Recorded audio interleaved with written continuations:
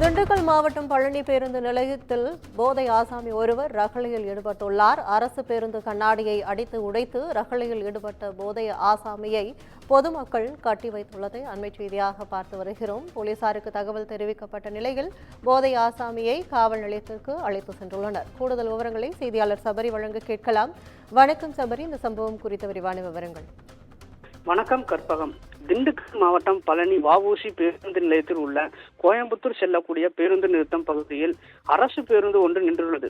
அங்கு அப்போது மது போதையில் வந்த இளைஞர் ஒருவர் ஆபாசமாக பேசி மற்றும் பேருந்தின் முகப்பு கண்ணாடியை உடைத்தும் நடத்துனருடன் வாக்குவாதம் செய்தும் நடத்துனரை அடித்துக் கொண்டிருந்தார். இதனால் அப்பகுதியில் பெரும் பரபரப்பு ஏற்பட்டது. இந்த சம்பவத்தை கண்டு அதிர்ச்சி அடைந்த அக்கம் பக்கத்தில் இருந்த பொதுமக்கள் மர்ம ஆசாமியை பிடித்து கட்டி வைத்து பழனி காவல் நிலையத்துக்கு இது குறித்து புகார் தெரிவித்துள்ளனர். தகவல் அறிந்து சம்பவ இடத்திற்கு விரைந்து வந்த போலீசார் மது போதையில் இருந்த பேருந்தின் கண்ணாடியை உடைத்த போதை ஆசாமியை காவல் நிலையத்திற்கு அழைத்துச் சென்றனர். அங்கு அவரிடம் விசாரணை மேற்கொண்டு வருகின்றனர்.